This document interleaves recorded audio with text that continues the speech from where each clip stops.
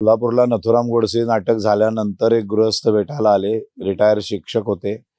ते नथुराम बघून रडले, मला मिठी मारली आणि थोड्या वेळानंतर त्यांना माझ्यातला देवराम पण दिसला आणि मग ते मला म्हणाले, तुमची परवानगी घेऊन मला देवराम खंडागळेच्या एक थोबाडीत मारायची आहे. तर मी म्हटलं, पण मी शरद पोंक्षे आहे, मी ना नथुराम आहे ना देवराम आहे, मी तर शरद पोंक्षे आहे. ते म्हणाले, हो पण हाच चेहरा मध्ये आम्ही देवराम खंडागळे बघतो, तर मला जर देवरामला थोबाडीत मारायची असेल तर मग मी कशी मारू. नमस्कार, मी मधुरा शिधे आणि कलाकृती मीडियावर तुम्हा सगळ्यांचं मनापासून स्वागत आहे. 2024 हे वर्ष संपत आलेलं आहे आणि हेच वर्ष संपता संपता एक सुंदर नाटक आपल्या भेटीला येतंय, ज्याचं नाव आहे पुरुष आणि 14 डिसेंबरला या नाटकाचा शुभारंभ आहे आणि खूप वेगळ्या विषयावरचं हे नाटक आहे आणि त्यानिमित्ताने आज आपण गप्पा मारणार आहोत ज्येष्ठ आणि सुप्रसिद्ध अभिनेते शरद पोंक्षे यांच्याबरोबर. नमस्कार. नमस्कार. कसे आहात सर? मी मस्त. कशी चालू आहे तालीम? जोरदार. झालं, आता आम्ही वाट बघतोय प्रयोग कधी होतोय असं. आता एकच आठवडा उरलाय. आठवडा, हो, आज 7 तारीख ना, 14 बरोबर एक आठवड्याने शुभारंभ, पडदा उघडणार. सर मला सांगा, तुम्ही गेली अनेक वर्ष रंगभूमीवर काम करताय, तुम्ही चित्रपट मालिकाही केलेल्या आहेत, पण ना कायम असं म्हटलं जातं की एक जो हाडाचा कलाकार असतो तो कायम रंगभूमीशी जोडला गेलेला असतो किंवा त्याची नाळ जोडली गेली असते. तुम्हाला काय वाटतं, तुमच्या बाबतीत हे कोणत्या कारणामुळे सगळ्यात जास्त खास आहे? हे आहेच, म्हणजे मी असं कुठल्याही माध्यमाला डावं उजवं कधी करत नाही. माझ्यासाठी सिनेमात पण मला तेवढंच मजा येते, मालिकेत पण तेवढीच मजा येते, पण रंगभूमीवरती शिकायला खूप मिळतं. रंगभूमीवरती स्वतःला डेव्हलप करता येतं, स्वतःमध्ये प्रगती करता येते, सतत शिकता येतं, नवीन नवीन प्रयोग करून बघता येतात. आजचा प्रयोग झाला तर आपल्याला उद्या पुन्हा या नाटकाचं काहीतरी या प्रसंगामध्ये वेगळ्या पद्धतीने बोलून बघता येतं. मालिकेत कसं तसं होत नाही, एकदा रेकॉर्ड झालं की झालं. मग ते चित्रपटगृहामध्ये बघताना आपल्याला किती वाटलं हे जर अजून अशा पद्धतीने, पण तसं नाही, ते चान्स गेलेला असतो. तो नाटकात ती संधी मिळते. ह्याचे 500 प्रयोग होतात, 1000 प्रयोग होतात, 10,000 प्रयोग होतात. तर प्रत्येक प्रयोगामध्ये तुम्ही नवीन काहीतरी करून बघू शकता. ही फार मोठी छान गोष्ट आहे या माध्यमाची आणि ती फार एन्जॉय करणार. दुसरी याच्यामध्ये तात्काळ टाळी मिळते किंवा शिव्या मिळतात. ते तुम्हाला चित्रपटातलं काम केल्यावर नाही मिळत. ते 6 महिन्याने कधी रिलीज होणार आणि रिलीज झाल्यावर पण मग कधीतरी कोणतरी प्रेक्षक भेटणार, तो तुम्हाला सांगणार तो तुमचा सिनेमा बघितला, ज्या त्यापर्यंत शिळं होतं सगळं. हे कसं आहे, ऑन द स्पॉट, इथे बोललो की टाळी पडते किंवा शिव्या पडतात किंवा जे काय होतं ते होतं. त्यामुळे सगळं तात्काळ आहे, समोरासमोर आहे लगेच, त्यामुळे जास्त मजा येते इथे काम करायला. पण नाटक म्हटलं की तुम्हाला सगळ्यात आधी काय आठवतं? की एक असं ना की आताच्या काळामध्ये आता खूप नवनवीन गोष्टी बदलल्या आहेत किंवा अजून नवनवीन गोष्टी डेव्हलप झालेल्या आहेत, पण पूर्वीच्या काळी एक नाट्यगृह म्हटलं ना की एक छान तिथल्या त्या जुन्या फरशा असायच्या किंवा तिसरी घंटा असते किंवा पडदा उघडतो. तर तुम्हाला आधी काय आठवतं? नाटक म्हटल्यावर आठवण कुठची एक येते? नाही, नाटक म्हटल्यावर खूपच नाटक हे वातावरणच वेगळं असतं. तुम्ही चित्रपटगृहाच्या बाहेर उभे राहा आणि नाट्यगृहाच्या बाहेर उभे राहा, तुम्हाला नुसतं प्रेक्षक बघितले तरी तर प्रेक्षकांवरनं समजू शकतं की हे सिनेमाला चाललेत का नाटकाला चाललेत. नाटकाला येणारा प्रेक्षक एक महोत्सव असतो, तो एक उत्सव असतो. तो पूर्वी, आता फार कमी झालं ते, पण पूर्वी नाट्यगृहाच्या बाहेर छान गजरेवाला असायचा. मग ते येणारं जोडपं असायचं, तो नवरा हमखास त्या बायकोला एक गजरा घेऊन द्यायचा. छान गजऱ्या घातलेल्या अशा छान बायका बसलेल्या असायच्या, छान पुरुष. त्यातल्या त्यात मग नाटकाला जाताना कसं तरी फाटक्या हाफ चड्डीत वगैरे आला, असं सिनेमाला जातात अशी लोक, तुम्ही मॉलमध्ये बघता. पण नाटकाला असं होत नाही, जरा छान व्यवस्थित कपडे घालून ना जरा तयार होऊन येतात. ते एक महोत्सव आहे, तो एक छान आहे. मराठी माणूस आणि मराठी रंगभूमी यांचं नातं इतकं घट्ट आहे की जगात काही बदलू शकतं, पण हे कधीच बदलणार नाही. त्यामुळे रंगभूमी कधी बदलू शकत नाही. रंगभूमीचा जो ढाचा आहे, त्याची जी पद्धत आहे काम करायची, ही कधीच बदलू शकत नाही. हे असंच राहणार. बाकी किती माध्यमं येऊन देत, वेब सिरीज येऊन देत, काही येऊ देत, रंगभूमीला मरण नाही. मग 150 वर्ष झाली ही टिकून आहे. आणि पुरुषच्या निमित्ताने आम्हाला पुन्हा एकदा तुम्ही खलनायकी भूमिकेमध्ये पाहायला मिळणार आहात आणि तुमची ही पहिली वेळ नाहीये खलनायक साकारण्याची आणि या भूमिकेत आम्ही वेगवेगळ्या पाहिलेलं आहे तुम्हाला. ह्या भूमिकेमध्ये असं काय खास आहे की तुम्हाला करावीशी वाटली? नाही, हे नाटकच करावं असं वाटलं मला. मी मगाशी पण एका इंटरव्ह्यूत म्हटलं की 40 वर्षानंतर आपण जेव्हा 40-50 वर्षांपूर्वीची काही नाटकं करायला घेतो, तेव्हा पहिला काय विचार करतो, हे नाटक आताच्या काळाला सुसंगत आहे का? आणि ते नसेल तर नाटक किती ग्रेट असून उपयोग नाही. त्यातला विषय आता जुना झाला. आता हे असं कोणी विचार करत नाही. आता बायका बदलल्या, पुरुष बदलले, आता समस्या चेंज झाल्या, असं वाटतं की नाही आपल्याला? काहीतरी जुनं नाटक बघताना. ह्या नाटकाच्या बाबतीत दुर्दैवाने असं म्हणावंसं वाटतं की या नाटकातला विषय 40-45 वर्षानंतर सुद्धा जुना झालेला नाही. समाजामध्ये जातींमध्ये ज्या भिंती उभ्या राहिलेल्या आहेत, या भिंतींवरती भाष्य करणारं हे नाटक आहे. त्या भिंती कमी व्हायच्या ऐवजी अजून बळकट झालेल्या दिसतात आपल्याला गेल्या 20-25 वर्षांमध्ये. त्याच्यावर अत्यंत परखडपणे दोन्ही बाजूंनी तिराईत होऊन भाष्य केलंय दळवींनी. आणि या नाटकातला होणारा स्त्रियांवरचा अत्याचार त्याच्यावरचं बेतलेलं नाटक आहे. तर त्यातला जो खलनायक आहे, त्यामुळे खलनायक जेवढा स्ट्रॉंग असेल तेवढं ती समस्या अतिशय काळजाला भिडते. तुमचा खलनायक जर पुचाट निघाला तर मग तो अत्याचार वाटणारच नाही ना, नाही का? तर तो अत्याचारातली भीषणता जेवढी आहे तेवढी त्या समस्या तुमच्या काळजाला भिडू शकते जास्त. त्यामुळे खलनायक खूप महत्वाचा आहे या नाटकातला. त्यामुळे तो करायचं ठरवलं मी. खलनायकाचा विषय निघालाय तर मला आवडेल विचारायला की ज्यावेळेस तुम्ही वाद्यावाटमध्ये खलनायक साकारला होता त्यावेळेसच्या काय कशा प्रतिक्रिया आल्या होत्या तुम्हाला? कारण तो प्रचंड गाजली होती ती भूमिका. आणि ना बरेचदा असं होतं की एखादा कलाकार जेव्हा ती भूमिका साकारतो आणि स्पेशली जेव्हा ती निगेटिव्ह शेड असते तर कधी कधी प्रेक्षकांना असं वाटतं की खरंच असेच असतील. तर त्या पद्धतीच्या सुद्धा कधी कधी भेटल्यानंतर प्रतिक्रिया येतात. तुमचा काय अनुभव होता त्यावेळेसचा? खूप भयानक प्रतिक्रिया.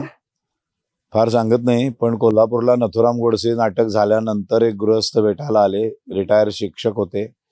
ते नथुराम बघून रडले, मला मिठी मारली आणि थोड्या वेळानंतर त्यांना माझ्यातला देवराम पण दिसला. आणि मग ते मला म्हणाले, तुमची परवानगी घेऊन मला देवराम खंडागळेच्या एक थोबाडीत मारायची आहे. तर मी म्हटलं, पण मी शरद पोंक्षे आहे, मी ना नथुराम आहे ना देवराम आहे, मी तर शरद पोंक्षे आहे. ते म्हणाले, हो पण हाच चेहरा मध्ये आम्ही देवराम खंडागळे बघतो, तर मला जर देवरामला थोबाडीत मारायची असेल तर मग मी कशी मारू? असं एक शिक्षक होते ते. तर म्हटलं मग ह्याच चेहऱ्याला मारावी लागेल. मग तेव्हा तुम्ही परवानगी द्याल का? म्हटलं देतो. आणि केशवराव भोसलेच्या बाहेर सणसणीत वाजवली त्याने मला.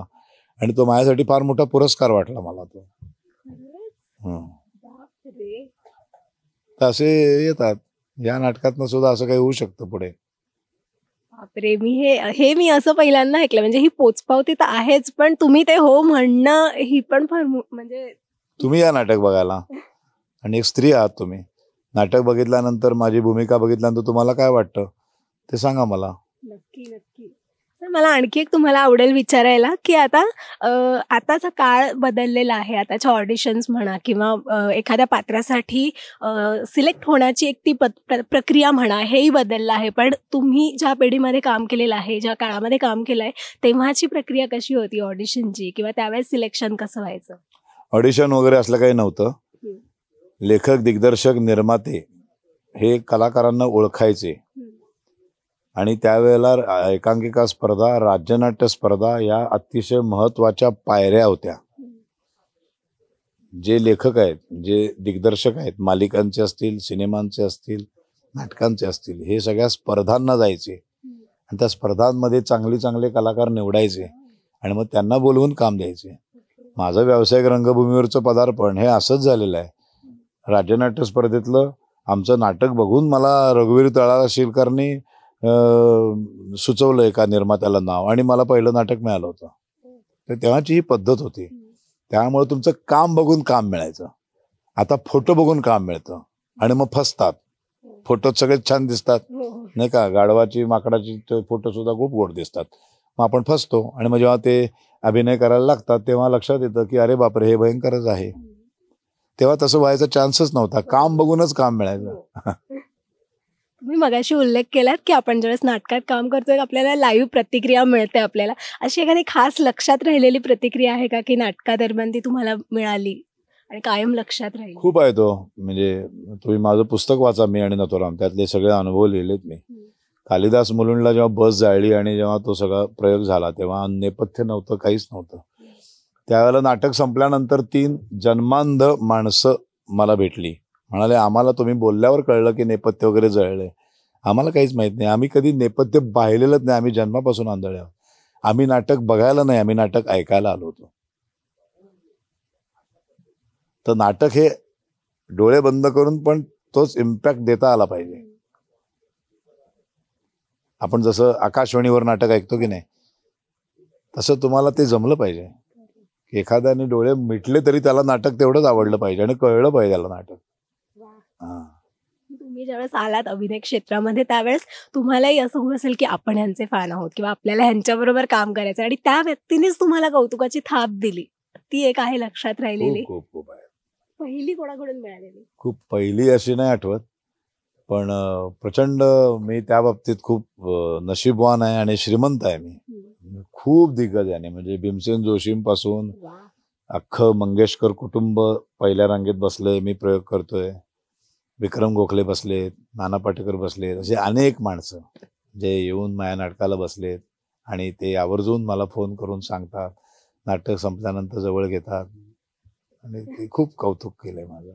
त्या बाबतीत मी नशीबवान आहे, खूप खूप नशीबवान आहे. कसलंच भारी.